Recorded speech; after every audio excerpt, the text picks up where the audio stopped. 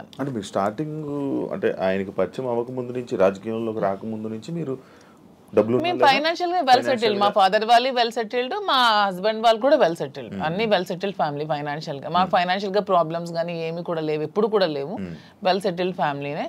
ఇప్పుడు వీటి కోసం మేము ఆస్తులు అమ్మాల్సి వచ్చింది, లేకపోతే ఆస్తులు అమ్మాల్సిన అవసరం కూడా లేదు. ఎందుకంటే ఎలక్షన్ లో ఉన్న డబ్బులు కొంచెం ఉంటే అవి కూడా కోల్పోయాను.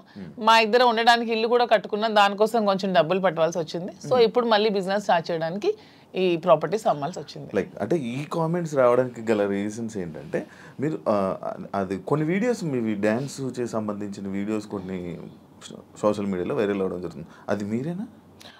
అది ఇప్పటికీ చెప్తున్నాను, అది నేను కాదు. అసలు ఆ మనిషి కూడా నా అలాగ లేదు. అది ఎందుకు ఎవరికి అనిపించిందో, ఎవరికి పెట్టాలనిపించిందో కావాలనే కూటమి ప్రభుత్వం వాళ్ళే ఖచ్చితంగా దీన్ని ఈ పిల్ల సైనికులు ఉంటారు కదా బచ్చాగాళ్ళు, ఆ బచ్చాగాళ్ళు ఈ కొంతమంది కలిపి ఐటీడీపీ అని ఇదొన్న పేజ్లో పెట్టి అనవసరంగా ట్రోల్ చేశారు. అలా నేను డాన్స్ చేసే అమ్మాయిని నేనేం కామెంట్ చేయట్లేదు. నాకు రికార్డింగ్ డాన్స్లు, నాకు స్టేజ్ల మీద డాన్స్ చేసుకోవాల్సిన అవసరం నాకైతే ఎప్పుడూ లేదు. ఎనీబడి కెన్ ప్రూవ్ చేసుకోండి. సార్ అప్పుడే చెప్పారు, ప్రూవ్ చేసుకుంటే నేను 1 crore rupees వాళ్ళు గిఫ్ట్ ఇస్తానని మొన్న ఛానల్లో కూడా. నాకు అవసరం లేదు. అలానే నేను ఒకటే చెప్తున్నాను, ఎవరి బ్రతుకుతారు కోసం వాళ్ళు చేసుకుంటారు. ఇదే డాన్స్ స్టేజ్ మీద పబ్లిక్ గా బట్టలు ఇప్పి చేస్తున్నారు, వాళ్ళేమో హీరోయిన్లు అంటున్నారు. స్టేజ్ మీద చేస్తే స్టేజ్ రికార్డింగ్ డాన్సర్లు అన్నారు, నానా రకాల పేరు పడుతున్నారు. నేను ఎవరి అమ్మాయిని కామెంట్ చేయట్లేదు. నాకైతే మీరు వెళ్ళి మా ప్లేస్ లో ఎంక్వైరీ చేసుకోండి, నేను పుట్టిన ప్లేస్ లో, మా అత్తగారి ప్లేస్ లో. ఈ విమర్శలు చేసేవాళ్ళు ఎవరైనా ఆ అమ్మాయి మాధురి అని ప్రూవ్ చేస్తే 1 crore ఇస్తాం. ఒకవేళ వాళ్ళు ప్రూవ్ చేయలేకపోతే వాళ్ళు సరెండర్ అవుతామంటే అమ్మాయి ఎవరో కూడా మేమే తెచ్చి పెడతాం. ఎందుకు అమ్మాయిని బయటకు లాగాలి, పెళ్లి చేసుకుని హ్యాపీగా ఉంది కాబట్టి. మాకు అమ్మాయి తెలుసు, అది ఏ రికార్డింగ్ డ్యాన్స్ ట్రూప్ కూడా తెలుసు. కానీ అలాగ అమ్మాయినే మాధురి అని చూపించిన వాళ్ళకి నేను అంటున్నాను, 1 crore మీకు బహుమానం కింద ఇస్తాం, దయచేసి అది ప్రూవ్ చేయండి అంటున్నాను. అంటే చీప్ ట్రిక్స్ ప్లే చేయడం, ట్రోల్ చేసి ఎందుకు అలా ట్రోల్ చేయాల్సిన అవసరం ఏముందో నాకు అర్థం కాదు. అలా చేస్తే ఏమొస్తుంది? అంటే ఇప్పుడు మాధురికి నాకు మేము ఒక మనసుతో ఉన్నాం కదా, మరి అలా చేస్తే ఏమొస్తుంది మీకు? ఎవడా చేసేవాడు? రికార్డింగ్ డాన్స్ చేసే అమ్మాయిని పెళ్లి చేసుకుని, రికార్డింగ్ డాన్స్ అమ్మాయిని డోవర్స్ని పెళ్లి చేసుకుని నీకేంటి నొప్పి? పెట్టినోడికి ఏంటి నొప్పి? అలాగైతే మీరు డాన్స్ చేసి మీరే ఒప్పుకున్నట్టు. నేను కాదు కదా, నేను ఒప్పుకోవడానికి అమ్మాయి నేను కాదు. నేనైతే నిజంగా నేను ఒప్పుకుంటాను. I'm very bold and straight forward. నేను ఒప్పుకుంటాను. If it is me I will agree. నేనే అదా, నేను డాన్స్ చేసిన వీడియోస్ చాలా ఉన్నాయి, నేను పెట్టుకుంటున్నాను కదా. నేను చేసి నేనే పెట్టుకుంటాను. నేను అది కానప్పుడు నేను ఎలా ఒప్పుకుంటాను? అలానే అదే అంటున్నాను, ఒకవేళ డాన్స్ చేసిన అమ్మాయినే దువ్వాసం చేసుకుంటే మీకేంటి పెయిన్? అమ్మాయి మాత్రం అమ్మాయి కాదా, ఆడపిల్ల కాదా? ఎందుకు అంత ట్రోల్ చేయాల్సిన అవసరం ఏముంది? అంత నెగిటివిటీ స్ప్రెడ్ చేయాల్సిన అవసరం ఏముందని అడుగుతున్నాను నేను. ఒకవేళ ఆ అమ్మాయే మాధురి అని ప్రూవ్ చేయాలనుకుంటే 1 crore బహుమతి ఇస్తాం, తీసుకురండి అంటున్నాం. ఎవరైతే వచ్చారో వాళ్ళకి. అంటే ఇప్పుడంటే ఏ జనరేషన్ వచ్చేసింది, ఫేసులు మార్పిడి ఇది. ఆ వీడియో చూస్తే అప్పుడెప్పుడు 2003 వయసు ఎంత తెలుసు? ఏమండి నాకు ఇప్పుడు 34 years అండి. 2000 అన్న ఏజ్ ఎంత ఉంటది? ఓకే, ఆ వీడియో ఎప్పుడు చాలా ఓల్డ్. నేను 2000 అన్న ఏజ్ ఎంత ఉంటుంది చెప్పండి? 2005 లో నేను 10th. నాకు ఎంత ఏజ్ ఉంటుంది? నాకు 2010-11 అప్పుడు నేను ఎంత పిల్లని ఉంటాను. ఆ అమ్మాయి అంత డాన్స్ నాకు ఎలా చేయగలను? కొంచెం నా పోనీ అట్లీస్ట్ నా చిన్నప్పుడు ఫోటోలు ఏవో చూపిస్తే మీకు తెలుస్తుంది. ఎప్పుడో మాదిరి చూపిస్తున్నారు కదా. అట్లీస్ట్ 2005 లో నేను 10th. పోనీ అప్పుడు నాతో చదువుకున్న వాళ్ళకి తెలుస్తుంది కదా. ఏదో మీలాంటి వాళ్ళు నమ్మాలి, ఎవరు తెలియని వాళ్ళు. తెలిసిన వాళ్ళకి ఏంటో తెలుసు. చెప్తున్నా అంటే మీరు చూస్తే ఎలా అనిపిస్తుంది? అలాగే నాకు ఎక్కడ అనిపించట్లేదు, మా వాళ్ళకి ఎవరికి అనిపించట్లేదు. మీకు ఎలా అనిపిస్తుందేమో మరి, మాకైతే తెలియదు. మా అందరికీ తెలుసు, ఎవరు మా జిల్లా అందరికీ తెలుసు అది నేను కాదని. ఇంక మిగతా వాళ్ళు నమ్మితే నమ్మొచ్చేమో కానీ ప్రతి ఒక్కరికి తెలుసు. ఇంక నమ్మినా నమ్మకపోయినా పర్వాలేదు, నేను అనుకున్నా కూడా ఐ డోంట్ కేర్ అంటున్నాను. పోనీ అమ్మాయి కూడా డాన్స్ బాగా చేస్తుంది అనుకుంటే అనుకోండి, దానిలో ఐ డోంట్ కేర్. శ్రీకాకుళం నుంచి వచ్చిన ఒక క్వశ్చన్, ఒక పాయింట్ ఏంటంటే, మాధురి గారు శ్రీని గారికి మందు పెట్టి ఆయన దాన్ని ఏదో అంటారు, ఆయన వలలో వేసుకుని వలలో వేసుకుని వలలో బుట్లో పెట్టుకున్నది ఆ టైపు. సరే, మందు పెట్టి ఇలా చేయడం వల్ల, లేకపోతే ఈ ఏజ్ లోనే ఆయనకి అవసరం ఏంటి? సరే ఓకే, ఎవడైతే క్వశ్చన్ అడిగాడో వాడికి ఒకటి అడుగుతున్నాను. రే మందు పెట్టి శ్రీనివాస్ దగ్గర నేనేం తీసుకోవాలో చెప్పండి అని అడుగుతున్నాను. డబ్బుందా? లేదు. పోనీ అట్లీస్ట్ ఏజా లేదు. అంటే ఇప్పుడు డబ్బు లేదు కానీ స్టార్టింగ్ లో ఆయన దగ్గర డబ్బు ఉండేది. ఇప్పుడు నేను వచ్చినప్పుడు ఏం లేదు. 2022లోనే ఇచ్చేసారా మీరు? ముందు నుంచి వాళ్ళ ప్రాపర్టీస్ అన్ని ఉన్నాయి. ఏ రోజు కూడా నేను 1 రూపీ కూడా అంతగా తీసుకోలేదు. తన పేరునే ఉన్నాయి, తర్వాత మిగతా రాసేస్తారు. రీసెంట్ గా 4 నెలల క్రితం జాఫర్ గారికి ఇంటర్వ్యూ ఇచ్చిన టైంలో కూడా she saying everything false allegations అండి. నాకేం రాసి ఇవ్వలేదు, నాకు అసలు ఏం లేదు, ఆయన ఇలా దూరం ఉండి ఇలాగా ఇల్లు ఇచ్చేసాను అని చెప్తున్నారా తప్ప నాకు ఎటువంటి ప్రాపర్టీ ఏమి ఇవ్వలేదు. ఆ ఫ్యాక్టరీ రాసేసిన డాక్యుమెంట్స్ ఉన్నాయి ఎన్నికలకు ముందే, ఎన్నికలకు 20-25 డేస్ ముందే రాసేసాను అన్ని. నా పేరుని ఏదైతే ఉన్నాయో నా పేరున మీరు ఇవి తీయండి, మా ఎఫిడవిట్ వేస్తాం కదా ఎమ్మెల్యేగా పోటీ చేసినప్పుడు, ఎఫిడవిట్ లో ఏ అసెట్స్ ఉన్నాయో మీకు తెలుస్తాయి. ఆ అసెట్స్ ఈ రోజుకి నా పేరును ఉంటే you can anybody can challenge. ఈ రోజు ఆ అసెట్స్ నా పేరునే ఉండాలి కదా. మొన్న నా పేరున ఎఫిడవిట్ లో ఎమ్మెల్యేగా పోటీ చేసినప్పుడు ఉండే అసెట్స్ ఇప్పుడు ఎందుకు లేవు? ఏమైనా అసెట్స్ తన పేరును ఉన్నాయో లేదో ఒకసారి వెరిఫై చేయండి, తెలుస్తుంది. ఎవిడెన్స్ ఉంటుంది కదా ప్రతిదానికి.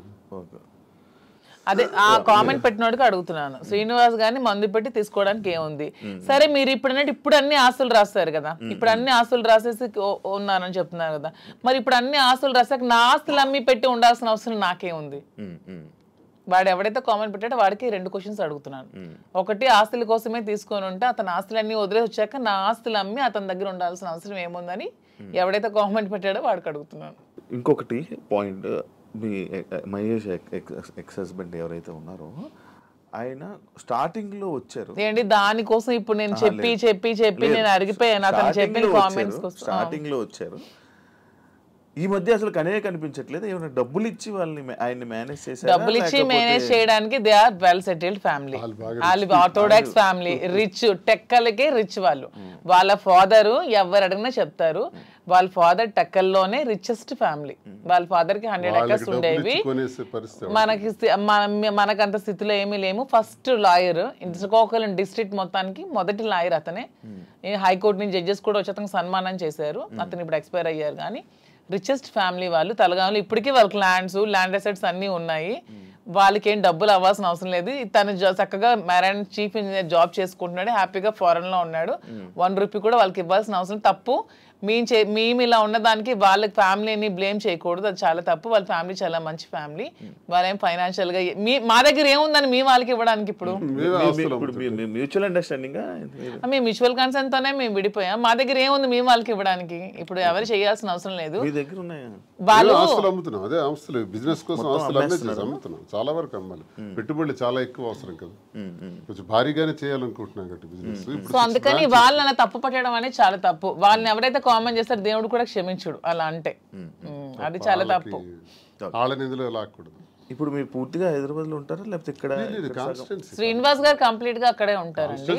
నేను హైదరాబాద్ లో ఉంటూ చూసుకుంటాను. శ్రీనివాస్ గారు అవసరం ఇక్కడ ఏదైనా నాకు ఉందనిపించినప్పుడు తను వచ్చి వెళ్తూ మీరైతే నేను ఇక్కడే ఉంటాను హైదరాబాద్ లో. బట్ ఇక్కడ చాలా మంది బొటిక్లు ఉన్నాయి, లైక్ మీది కూడా ఒక బొటిక్ లాంటిదే కదా? నాది బొటిక్ కాదండి, కంప్లీట్ స్టోర్. ఇక్కడ చాలా స్టోర్స్ ఉన్నాయి, చాలా బొటిక్స్ ఉన్నాయి. ఇప్పుడు యూత్ కానీ లేకపోతే ఇప్పుడు రీసెంట్ టైమ్స్లో అందరూ బొటిక్స్ వైపు లేకపోతే అటువైపు ఎక్కువ అవగాహన చూపిస్తున్నారు, లైక్ అవి తీసుకుందాం అవి చేసుకుందాం అనేవి. బట్ మీది ఎందుకు సక్సెస్ అవుతుందని అనుకుంటున్నారు? మీరు అన్ని ఉండగా మీ దగ్గరికి ఎందుకు రావాలి? ఆఫ్ కోర్స్ కరెక్ట్ పాయింట్ అడిగారు. అన్ని ఉండగా నేను సక్సెస్ అవుతానని నమ్మకం నాకుంది. ఎందుకంటే నేను ఫస్ట్ ఆఫ్ ఆల్ నేను ప్రతి ఉమెన్కి కూడా క్వాలిటీ ప్రొడక్ట్ ఇవ్వాలనుకుంటున్నాను. కొన్ని వెరైటీస్ ఉన్నాయి, టస్సెస్, ఆర్గాంజాస్, రాసిల్స్, చాలా వెరైటీస్ ఉంటాయి. కానీ దాంట్లో అందరూ చాలా మంది ప్యూర్ ఇవ్వకుండా డూప్లికేట్స్ ఇస్తున్నారు. ఫస్ట్ ఫీల్ అనేది ఉమెన్ గా కంఫర్ట్ మాకు ఉంటుంది. మీకు నచ్చినా నచ్చకపోయినా ఫస్ట్ కట్టుకునేటప్పుడు శారీ అనేది మా కంఫర్ట్, మాకు నచ్చాలి, మాకు తెలియాలి. ఈ ప్యూరిటీ అనేది నాకు తెలియాలి. శారీ ప్యూరిటీ కానీ శారీ కంఫర్ట్ కానీ నాకు తెలియాలి. అదే మేము థీమ్తో ఫస్ట్ నేను ప్యూరిటీ అనేది కస్టమర్కి ఇవ్వాలనుకుంటున్నాను. సో ఈ సోకాల్డ్ ఈ షాప్స్, ఈ బొటిక్స్ లాగా డబ్బుల కోసం మేము వ్యాపారం చేయట్లేదు. మాధురి దగ్గరికి వెళ్తే మాకు ఖచ్చితంగా ఒక మంచి క్వాలిటీ తక్కువ రేట్లో బడ్జెట్లో వస్తుందనే నేను మోటోనే పెట్టుకున్నప్పుడు when compare to other shops నా దగ్గర రేట్ తక్కువ ఉన్నప్పుడు కస్టమర్ అనేవాళ్ళు నా దగ్గరికే వస్తారు. వచ్చినప్పుడు వాళ్ళు వెళ్ళేటప్పుడు హ్యాపీగా వెళ్తారు.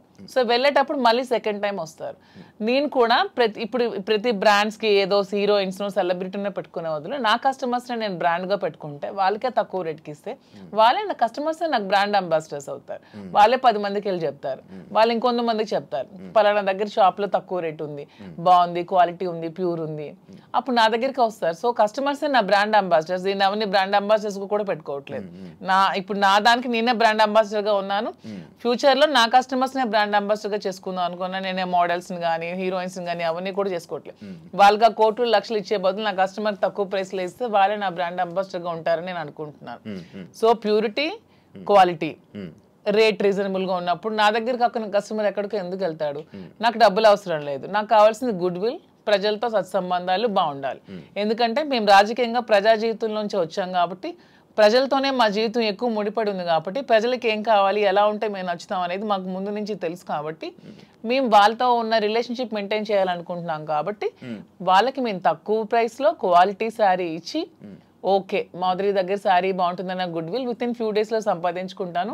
అప్పుడు మీరే రేట్ పెంచిన జనాలు తెలిసిపోతుంది ఖచ్చితంగా. అది నాకు అవసరం లేదంటున్నాను. ఇప్పుడు నాకు లాభం లేకుండా ఇప్పుడు వీవర్స్ దగ్గర నుంచి 10,000కి వచ్చినప్పుడు కొన్ని షాప్స్ లో ఎక్కువ లాభాపేక్షతో అవి 1,00,000కి 2 లక్షలకి అమ్ముతున్నారు.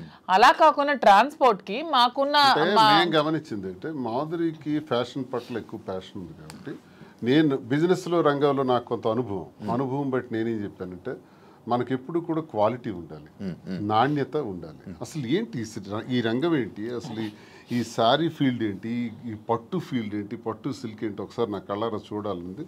నీకు తెలుసు కాబట్టి నేను తర్వాత వెళ్ళాను, వారణాసి వెళ్ళాము, కోల్కతా వెళ్ళాము, తర్వాత ఇది ధర్మవరం వెళ్ళాము, కంచి, బెంగళూరు, సేలం, కోయంబత్తూర్, ఇలాగ చాలా ప్లేసులు, యాడికి ఇలాంటి ప్లేసుల్లోకి వెళ్ళి డైరెక్ట్గా మగ్గందారుల దగ్గరికి, నేతన్నల దగ్గరికి వెళ్ళాం. నేతన్న పరిస్థితి మేము అక్కడ చూస్తే ఆయన కష్టపడి ఆ నేసే చీర, ఒక చీర నేయటానికంట 1 నెల రోజులు కూడా పడుతుంది, 2 నెలలు పడుతుంది, కొన్ని చీరలు 15 రోజులు పడుతుంది. ఆ చీర ఇంత కష్టపడుతున్నావు కదా, నువ్వెంత అన్నా సంపాదిస్తున్నావు, నీకెంత ఇస్తున్నారంటే ఆయన చెప్పే లెక్కలు చూస్తే ఆయన కూలి కూడా ఆయనకి చాలట్లా, మళ్ళీ కూలి బ్రతికే. అంటే ఇక్కడ నేను అబ్జర్వ్ చేసింది అంటే ప్రజా జీవితం గడిపిన మాకు ఇంత కష్టపడి ఒక క్వాలిటీ శారీ 15 రోజులు కష్టపడి, 24 రోజులు కష్టపడి చేస్తే ఆయనకు మిగిలింది కూల, అంతకన్నా పెద్దోడు కాడా? నెంబర్ 1. మరొకరు కూడా ఇక్కడ నష్టపోతున్నారు. ఆయన తయారు చేసినటువంటి ఆ శారీని ఉదాహరణకు ఒక 50,000కి అతనికి ఇచ్చి కొన్నారనుకోండి మధ్య దళారీలో, అది తెచ్చి హైదరాబాద్లో 3 లక్షలకు అమ్ముతున్నారు. మీకు తెలిసిన అంటే ఎన్ని రెట్లు ఎక్స్ట్రా అమ్మారు? 5-6 రెట్లు ఎక్స్ట్రా అమ్మేటప్పుడు నష్టపోయే మరో వ్యక్తి ఎవరంటే కస్టమర్. నేతన్న నష్టపోతున్నాడు, కస్టమర్ నష్టపోతున్నాడు. ఇది నేను గమనించింది. నేనేం చెప్పానంటే మనం లాభాపేక్షతో లాభాలు సంపాదించేయాలనుకుంటే 1,00,000 వ్యాపారాలు ఉంటాయి. నాకు తెలుసు చాలా వ్యాపారాలు ఉన్నాయి. ఇందులో నువ్వు ఇంట్రెస్ట్ చూపెడుతున్నావు కాబట్టి ఇందులో చెయ్యాలి అనుకుంటే నా తాలూకు ఉద్దేశం అంటే నాణ్యత, ప్రాధాన్యత. నాణ్యతే ప్రామాణికం. ఈ 2 మైండ్లో ఎప్పుడు పెట్టుకో. Quality is our predominance. ఈ 2 బ్రెయిన్లో పెట్టుకుని ఆ ఏదైతే నేతన్న దగ్గర తీసుకుంటున్నామో ఆ నేతన్నకి మనం ఆర్థికంగా సహకరించి మరికొంత వెసులుబాటునిచ్చి అతను ఆ నేసేటట్లు చేసి అవన్నీ కలెక్ట్ చేద్దామని చెప్పి ఇప్పుడు 4-5 నెలల్లో మొత్తం దేశం నలుమూల నుంచి కలెక్ట్ చేసి దాన్ని స్టోర్లో పెట్టేటప్పుడు దానికి జిఎస్టీలు, ట్రాన్స్పోర్ట్ ఛార్జెస్, ప్రాఫిట్స్, మెయింటెనెన్స్ అన్నీ వేసుకుంటే 50,000 రూపాయలు సారీని ఎంత కమ్మొచ్చు? 80,000కి అమ్మండి, 90,000కి అమ్మండి, అయితే 1,00,000కి అమ్మండి. 3 లక్షలు ఏంటండి? ఇది మోసం కదా కస్టమర్కి. మరి 3 లక్షలకు అమ్మిన లాభంలో కొంతైనా నేతనికి ఇస్తున్నావా? అది కూడా నష్టమే కదా నేతనికి. ఈ 2 ఆలోచించి ఈ 2 బ్యాలెన్స్ చేసి బిజినెస్ సక్సెస్ఫుల్గా రన్ అవ్వాలంటే వ్యాపారం పెట్టిన తర్వాత ఆ వ్యాపార యజమాని ఎవరన్నది జనానికి తెలుస్తుంది. వ్యాపారం పెట్టక ముందే మేమెవరమో జనానికి తెలుసు. కాబట్టి మా మీద ఒక ఎక్స్పెక్టేషన్ ఉంటుంది, ఒక నమ్మకంతో మా దగ్గరికి వచ్చేటప్పుడు ఆ కస్టమర్ ఆ కళ్ళల్లో నేను సరైన ప్రైస్ ఇచ్చాను అన్నటువంటి ఆనందాన్ని మేము చూడాలి. అరే నేను ఈ స్టోర్కి వచ్చి చాలా ఎక్కువ డబ్బులు ఇచ్చేసాననే బాధని ఎక్కడ ఏ కళ్ళల్లో కూడా మనం చూడకూడదు అన్నది మా ప్రధానమైనటువంటి ఉద్దేశం. నేతన్న దగ్గర నుంచి కస్టమర్కి మధ్యలో బాధ్యత వహిస్తూ రీజనబుల్ ప్రైస్, సరసమైన ధర ఇవ్వాలన్న దానితో ఇది ప్రారంభించి ఒక 6 బ్రాంచెస్, తర్వాత విజయవాడ, విశాఖపట్నం, రాజమండ్రి, కాకినాడ, బెంగళూరు కూడా అనుకుంటున్నాం. ఇంక జ్యువెలరీ కూడా స్టార్ట్ చేద్దామని ప్లాన్ చేస్తున్నాం. ఒక మంచి ఆలోచనతో దువ్వాడ శ్రీనివాస్ చీరలు అమ్ముతున్నాడా, దువ్వాడ శ్రీనివాస్ ఇలా అయిపోయాడా, అలాగే ఎవరైనా ప్రచారాలు చేసుకుంటే దువ్వాడ శ్రీనివాస్ రాజకీయం వదిలేడు, పదునైనటువంటి భాష వదలడు, తూర్పార పడ్డానికి ఎంత తోడైనా సరే ఆగే ప్రసక్తే లేదు, ప్రశ్నిస్తాడు. దువ్వాడ శ్రీనివాస్ రాజకీయం అనే గ్రౌండ్ ఫీల్డ్ వదిలేడు. దయచేసి ఆ భ్రమల నుంచి బయటపడమని వాళ్ళకి నేను సవాల్ చేస్తున్నాను. వ్యాపారం చేయాలని మాధురికి సహకారంగా పూర్తిగా ఉంటాను. తాను చేసే ఈ పట్టు సిల్క్స్లో ఈ స్టోర్స్ని బాగా డెవలప్ చేసే విధంగా, దాంతోపాటు యాడింగ్ జ్యువెలరీ కూడా, విమెన్కి కావాల్సిన వాటి పైన ఆమెకి జ్యువెలరీలో కూడా బాగా నాలెడ్జ్ ఉంది కాబట్టి అవి కూడా పెట్టి అవి కూడా సరసమైన ధరలకి ఇచ్చే విధంగా మేము చేస్తామే తప్ప లాభాపేక్ష కోసం ఏదో అలా తప్పుడు పద్ధతుల్లో లాభం సంపాదించాలనే ఉద్దేశం కదా. అలా అనుకుంటే చాలా వ్యాపారాలు ఉన్నాయి. మా ఉద్దేశం అందుకే కాంచీపురం ఉకుళ సిల్క్స్ అని కూడా పేరు పెట్టాం.